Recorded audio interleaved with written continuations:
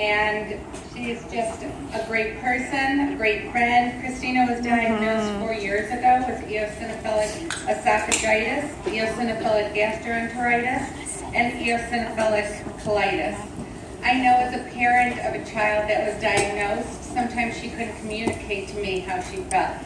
So to hear the words out of an adult patient who is feeling so many things that your child might be feeling but can't communicate is really a treat for us as parents of smaller children to be able to hear. And it may be hard for Christina to share her story, so I commend her and thank her for being able to come up here to help parents and to show the adults that we all understand that they're suffering too. Everyone is like, your poor kid and poor child, but poor adults also. Their pain is just as bad and their suffering is just as real as our children. So hearing Christina's story will kind of lend you an air of what the adults are feeling. So thank you so much for talking, Christina.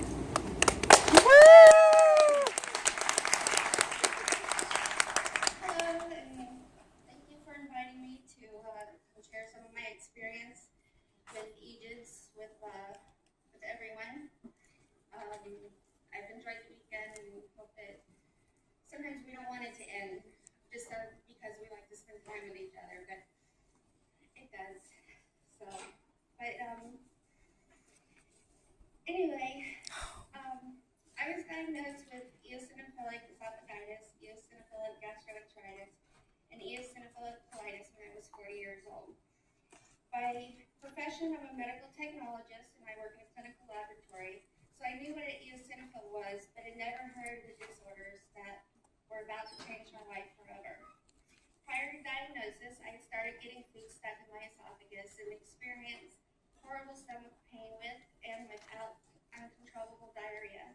At this time, I guessed that my IBS that I had been diagnosed with in my early 20s was getting out of hand, and that I also had to have GERD. So I started self-treatment with Imodium and 40 milligrams of PPIs and Gas-X, and for a year or two, food gradually just got stuck more and more. The diarrhea started to rule and ruin my life. I would cancel and postpone plans at the last minute because I didn't feel good or was just too sick to go. 6 months prior to seeking help, I lost my voice completely for approximately 6 weeks. No one could figure out why.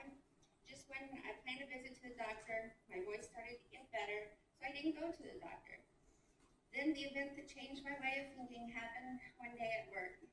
I had food get stuck in my esophagus, and it took over an hour for the bolus of food to become unstuck by regurgitating almost my entire meal.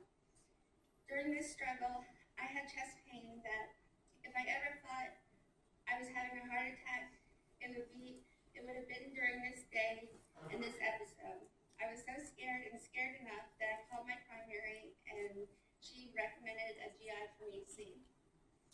Gastrointestinal doctor could tell by my history of allergies and asthma that I had to have EOE prior to my scope.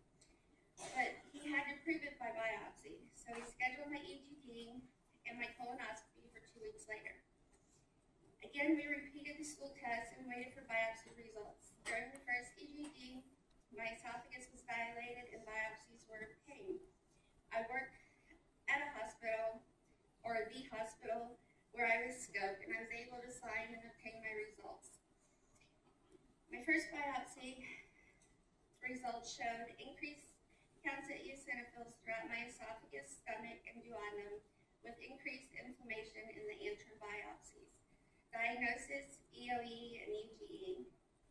I immediately called my allergist and scheduled an appointment, and then had my colonoscopy, which was a blessing in disguise because at the age of 40, I had 2 tubular adenomas, which are precancerous polyps, and abnormally increased eosinophils throughout my large intestines and colon. I was thankful the polyps had been found, but what did all these eosinophils mean? When I saw the GI and allergist after obtaining all the results, both responded to me with the statement that they could not treat me and I needed to find someone who would and doctor tell me that they couldn't or wouldn't treat me, and much less two of them on the same day. I was crushed, and I went home that day and I cried. And I used all of that negative energy to stay up all night and find whatever I could on the internet to help me. I applied to Mayo Clinic and other well-known clinics online for help and a second opinion.